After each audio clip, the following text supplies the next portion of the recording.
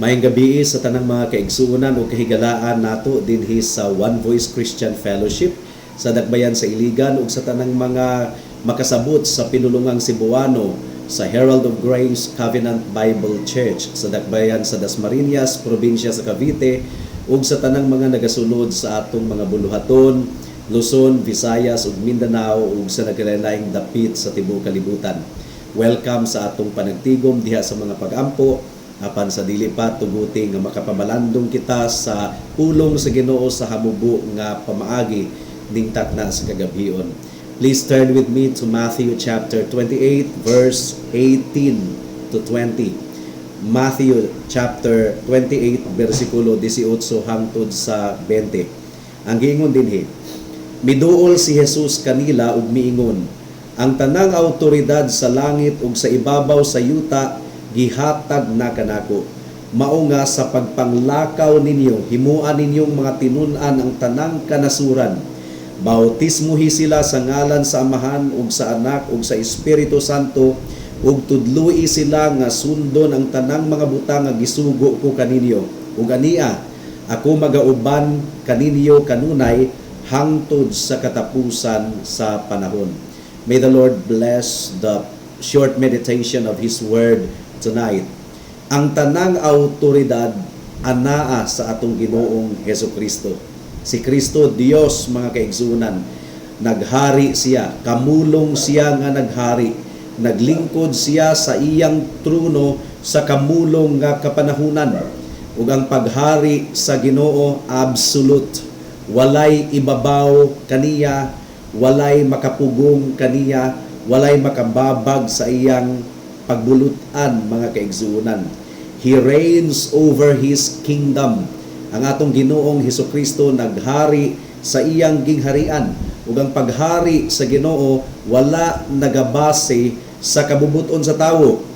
Ang gingharian sa Dios dili democracy nga ang gahom or ang power anaa sa mga katawhan. Majority rules. The majority sentiment will win. For example, sa eleksyon diri sa Pilipinas, majority rules. Now, the authority of the kingdom of God does not lie on the people, but the authority of the kingdom of God lies on the authority, the absolute authority of the Lord Jesus Christ, the King of Kings and the Lord of Lords. Absolute ang iyang pagdumala, ang iyang paghari ug ang iyang pagbulutan. Ug mao kini ang deklarasyon ni Kristo human siya mabanhaw ug sa wala pa siya mikayab sa langit. Listen once again to Matthew chapter 28 verse 18 to 20 of our text. Ang giingon dinhi, miduol si Jesus kanila ug miingon, ang tanang awtoridad sa langit ug sa ibabaw sa yuta gihatag na kanako.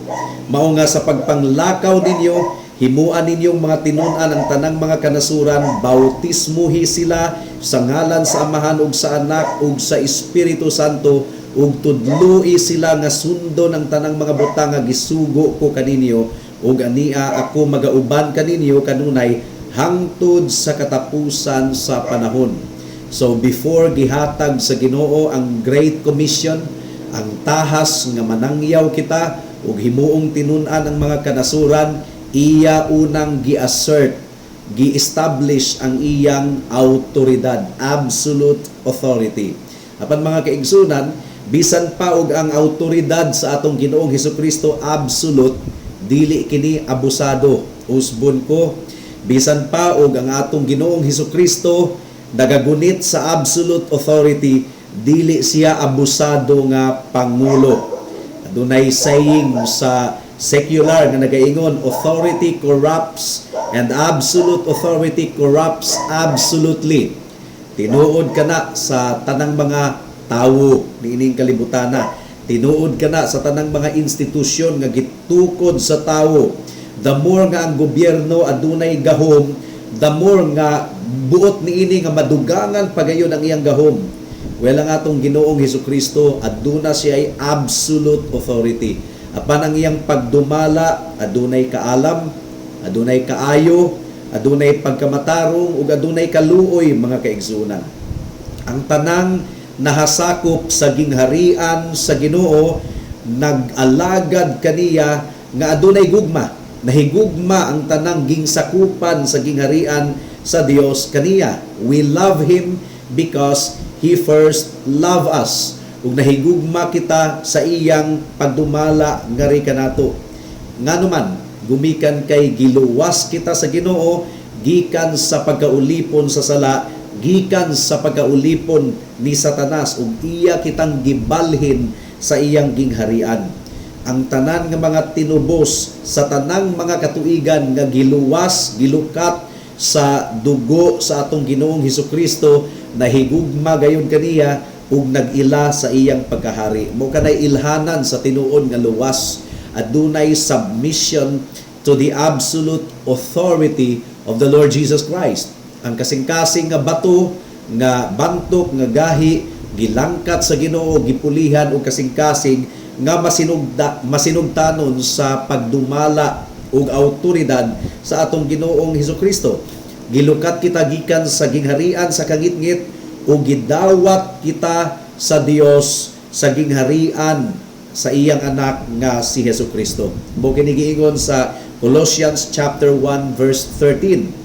Tungod kay iya kitang giluwas gikan sa pagdumala sa kangitngit ug gibalhin kita niya ngadto sa gingharian sa iyang hinigugma nga anak.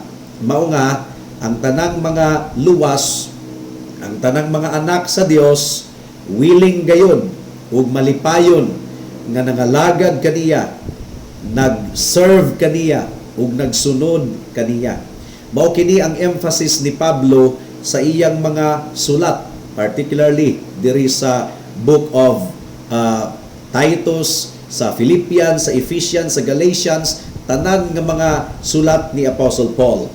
Ang tanan nga tinuod gayon nga nakaila sa atong Ginoong Hesukristo adunay kabaguhan ug malipayon sila nga nagasunod kaniya ingon nga Dios, ingon nga Pangulo, ug ila gayon nga gitinguha nga sundon siya diha sa iyang pagkamataron. So ang pangutana niini higala ug igsuon, ikaw ba alagad sa Ginoo? Ikaw ba ulipon sa Ginoo? Imo bang nakita ang imong kaugalingon nga ulipon sa Ginoo, nga ilalom sa pagbulutan sa Ginoo? Aduna ba ikaw willingness sa pagsunod sa tanang sugo sa Ginoo? Malipayon ba ikaw nga musunod bisag asa ka dad-on sa atong Ginoo? Bisan pa og kini nga dalan sa mga pag-antos, dalan sa mga kapitos o kalisod, as long as mao kini ang kabubuton sa Ginoo sa imong kinabuhi, even if it is the path of tears, bisan pa og adunay mga pagluha sa imong pag-alagad sa Ginoo, even if it is the path of self-denial, nga imong ilimod ang imong kaugalingon, masunod lang ang kabubuton sa Ginoo. Giunsa nimo pagtan-aw ang imong mga kabtangan? Ang imo bang mga kabtangan o ang imong mga gipanag-iya, do they belong to Christ? Or hangtod karon nahadlok ikaw nga mawala nimo kining tanan, mao nga dili ra nimo problema kung magpakasala, ma-preserve lang nimo ang imong mga gipanag-iya. But a true disciple of Jesus Christ, bisan pag mawala kaniya ang tanan, di na bali, because he trusts in the Lord Jesus Christ. Nagsalig siya nga dili siya pasagdahan sa iyang Dios ug hari. Giunsa nimo pagtan-aw ang imong pamilya? How do you view your husband or your wife or your child? Matud pa sa usa ka singer nga si Keith Green, kaila ang atong batch niini, kay sikat ni nga singer sa atong kapanahunan. Ang iyang kanta nga ang title ay Pledge My Head to Heaven. Paminaw mo sa line nga giingon ni Keith Green, well, I pledge my wife to heaven for the gospel. Though our love each passing day just seems to grow, as I told her when we wed, I'd surely rather be found dead than to love her more than the one who saved my soul. Ang giingon ni Keith Green, mas gustuhon pa kuno niyang mamatay kaysa makaplagan nga mas nahigugma siya sa iyang asawa kaysa sa kang Kristo nga nagpakamatay alang sa iyang kaluwasan. So do you see yourself as being the possession of Christ? Imo bang nakita ang imong kaugalingon nga gipanag-iya sa atong Ginoong Hesukristo? Imo bang nakita ang atong Ginoong Hesukristo ingon nga absolute master and absolute Lord? Kung ikaw tinuod nga Kristohanon, si Jesus mao ang imong master, absolute ruler, ug ang tinguha sa imong kasing-kasing mao nga mahimo ikaw nga masinugtanon nga sulugoon. Matud pa sa ikaduhang Timoteo kapitulo 2 bersikulo 20 hangtod sa 21 ang giingon dinhi, karon sa usa ka dakong balay makaplagan dili lang ang mga bulawan ug pilak nga mga plato ug panaksan, kundili mga plato ug panaksan usab nga gihimo gikan sa kahoy ug yuta, ug ang uban alang sa espesyal nga okasyon ug ang uban alang sa ordinaryo nga okasyon. Mao nga si bisan kinsa nga muhinlo sa iyang kaugalingon gikan niining dautan nga mga butang, mahimong sudlanan alang sa kadungganan, mabalaan ug mahimong galamiton sa atong agalon nga giandam alang sa maayong buhat. Ug gisumpayan kini sa bersikulo 22, karon karatil ug dagan gikan sa binatan-on nga mga kaulag ug gukda ang pagkamatarong, pagtuo, gugma ug kalinaw, kauban ang tanang nagatawag sa Ginoo diha sa putli nga kasing-kasing.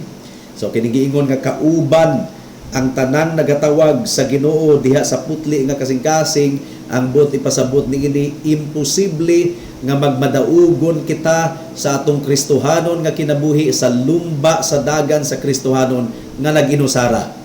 Kinahanglan nga makauban kita sa tanang mga linuwas, sa tanan nga mga nagtawag sa ngalan sa Ginoo diha sa putli nga kasing-kasing.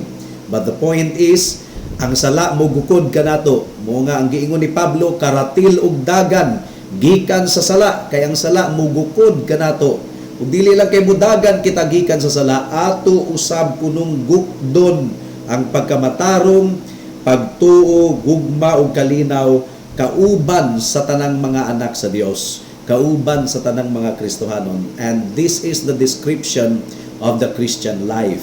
Giila sa usa ka tinuod nga Kristohanon nga si Kristo Dios, absolute ruler. Ang tawo nga mo profess nga Christian pero dili si Kristo ang masunod sa iyang kinabuhi kundi ang iyang kabubuton, ang iyang gusto ang matuman, dili siya tinuod nga Kristohanon bisan pa og nagaprofesya nga Kristohanon. Gumikan kay ang tinuod nga Kristohanon nakabaton og kaluwasan gikan sa pagdumala sa sala, gikan sa selfish nga mga motives, ug ang kalipay sa tinuod nga Kristohanon mga lagad ug musunod sa atong Dios, sa atong agalon, sa atong amo nga si Hesukristo. Higala kung sa sulod sa dugay kayong higayon, nagaangkon ikaw sa imong bakba nga Kristohanon ka, pero kung imong i-evaluate ang imong kinabuhi, ikaw di ay mao ang matuman ug dili si Kristo, you are not a true Christian. Repent of your sin, hinulsuli ang imong sala, dangop sa Ginoo, pangayuwa ang bag-o nga kasing-kasing, ug dili gayon ikaw niya balibaran kung mutawag ka sa iyang ngalan. Buhata kini karon dayon kay basin ug ugma ulahin ang tanan. Magampo kita. O among Ginoo, salamat gumikan kay ikaw mao ang among Dios. Ikaw mao ang among hari. Ikaw mao ang among amo. Imong gibag-o ang among kasing-kasing. Gilangkat nimo ang kasing-kasing nga bato ug gipulihan og kasing-kasing nga unod, kasing-kasing nga masinugtanon sa imong sugo ug sa imong pagmando. Hinaot nga nakita kini sa matag usa ning takna sa kagabihion, ug kung sa pag-evaluate sa bisan kinsa sa ilang kinabuhi makaplagan nila nga dili gayud di ay sila tinuod nga Kristohanon, hinaot o Dios nga imo silang tandugon, imo silang iduso nga mutawag kang Kristo, mutawag kanimo, magpakiluoy, pangayoon ang bag-ong kasing-kasing, pangayoon ang kaluwasan, ug nagsaad ikaw nga si bisan kinsa nga mudangop kanimo dili gayud nimo isalikway. Ug tabangi kami sa among pagpadayon diha sa mga pag-ampo ning takna sa kagabion. In Jesus' name we pray. Amen and amen. Daghang salamat sa pagpamati sa pulong sa Ginoo. God bless us all.